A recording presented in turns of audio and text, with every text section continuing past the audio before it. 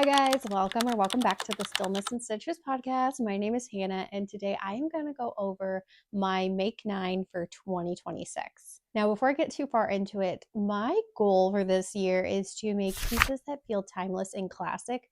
So, what I'm wanting to knit is something that in 3 years from now, 5 years from now, next year, still feels like a piece that will go with my wardrobe, not dependent on the trends or the times.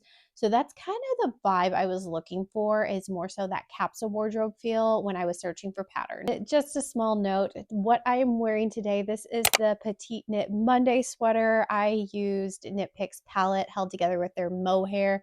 It's just a fun crop size, cropped for most, probably appropriate size for me, crew neck sweater that I just love to throw on with a pair of sweatpants while I'm working at home. First up on my Make 9 list is actually a summer style garment. It is the Freestyle shirt by Suzanne Mueller. So this sweater is knit in a sport weight yarn and I think it just looks so perfectly classy. I love the way in these pattern photos she styles it with a pair of black trousers, which I think is just so gorgeous and exactly how I feel like I would wear it.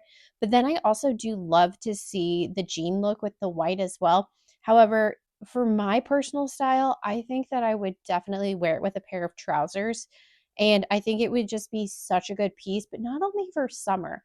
I could see myself wearing this in winter as well too, with even like a shirt underneath it, throwing a different jacket over the top. But I think that this is such a good staple that would go with so many outfits.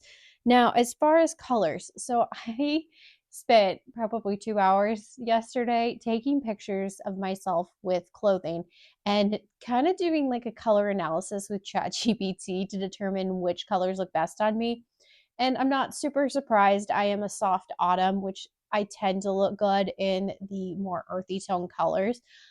It was just fun to make sure. So I have actually separated my closet now from clothes that will look good on me versus ones that don't. And it's about 50-50.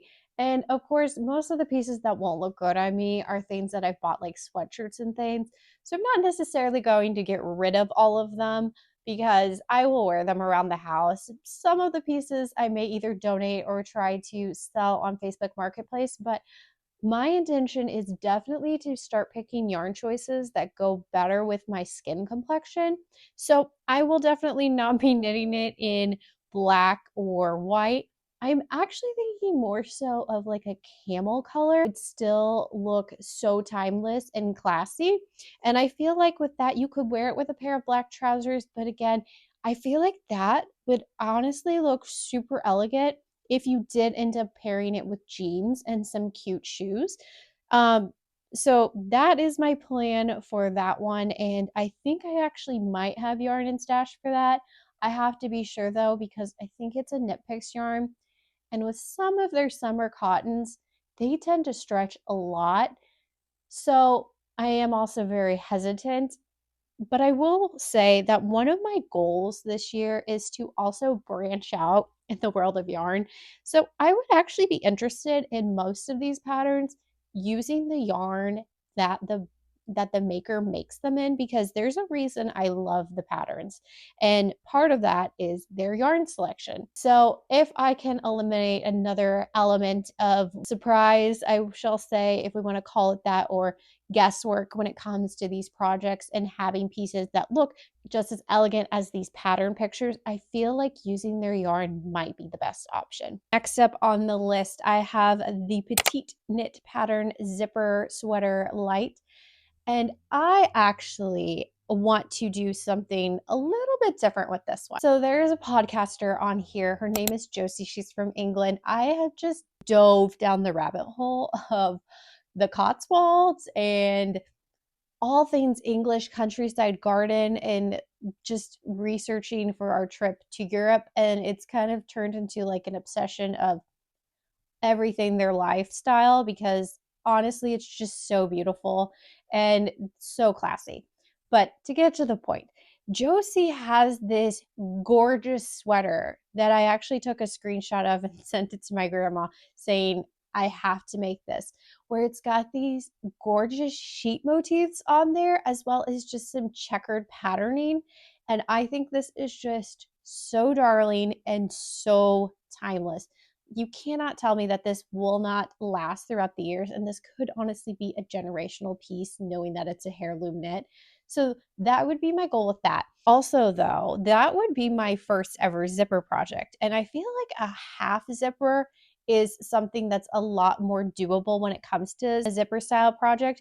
And with the way that the color work is, where the sheet motif is more near the bottom, if something tragic were to happen where you put the zipper in, I feel like I could put in a saving line and rip out that top part and redo part of the sweater from, it'd be an awkward point, but I feel like it would be more salvageable as opposed to doing a whole sweater, steeking it, and putting the zipper in. I think it's so gorgeous, and I think that this would also be fun to learn a new skill this year. My next one is another petite knit pattern. That is the Dagmar jacket. I feel like it speaks for itself, and so many people have made this sweater.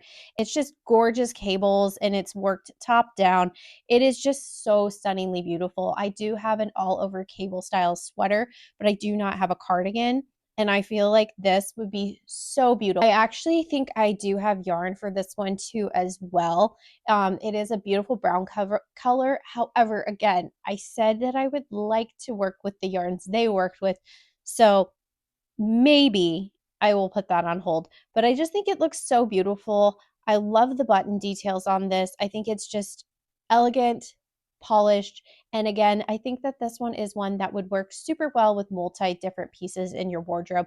She styles it with a pair of jeans, but I could again also see this dressed up a little more with some trousers as well. But this one would just be one I feel like I would want to constantly wear around the house while getting my cup of morning coffee and making breakfast for my son. Along the same lines as the Dagmar jacket, I think I also want to make cardigan number 9 by My Favorite Things Knitwear. They have a similar ode to them. However, this one, of course, does not have all the cable goodness, but instead it's just more simple. And I feel like this piece would be easily styled in your wardrobe. It's more of an easier styling piece. I feel like this is still so gorgeous. And they have similar attributes as far as the button band, the same sort of neckline. I feel like you could make these look completely different, especially by picking different yarn choices. So I think that this is, again, gorgeous. I've seen so many people, again, make it throughout the years, but I think that this is another one that would stand the test of time and look great in a capsule style wardrobe. The next pattern is also from My Favorite Things Knitwear. It's a bit of color work, which drew me in immediately. This is called New Norma, and it is made with light fingering plus lace weight held together to get a final gauge of an Aran style yarn. I knit this pattern exactly as is, as in the pattern pictures, because I think that the coloring is just so beautiful with the dark brown, tan, camely color. And it looks so stunning, and I love the oversized fit of this as well. They used Isair, and I have never used that yarn, and so I think that would just be so beautiful. Like, it looks so beautiful.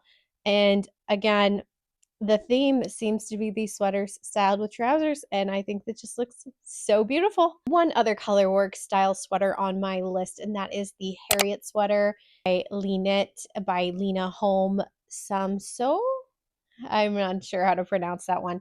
This one, again, it looks so gorgeous, so timeless. It looks not too bad as far as the color work. You would do all of your top, it looks like, with all of your shaping and short rows and everything else you needed, and then switch over in the body to the color work section, which makes it a lot easier as far as keeping track of patterns and row counts and everything else.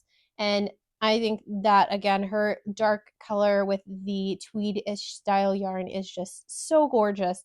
I also think that this one could be fun to play around with, where you pick a color that looks really good with your skin tone for the body of the sweater.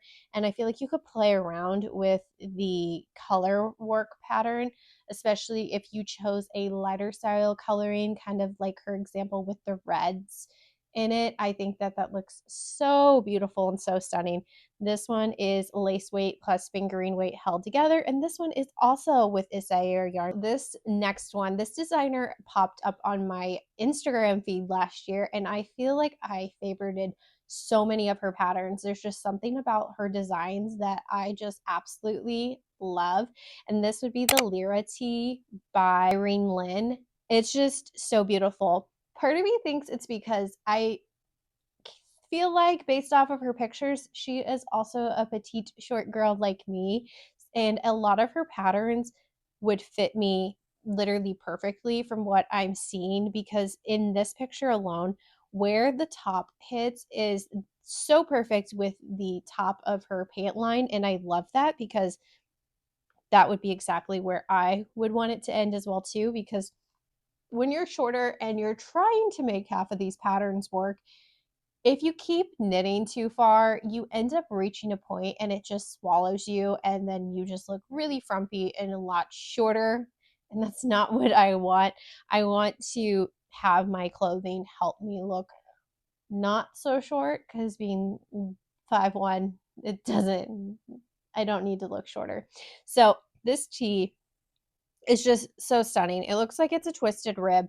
I know a lot of people have very big hesitations to twisted rib. I don't think I've really knit a pattern that has had complete twisted rib. So I might be saying it's gorgeous now, and if I knit it, hate it then, but I feel like it's so worth it. It's a crop tee, so it wouldn't take you too long. But the gorgeous small detailing, it looks like it's a mock cable on the both sleeves and the bottom, just make this look so beautiful.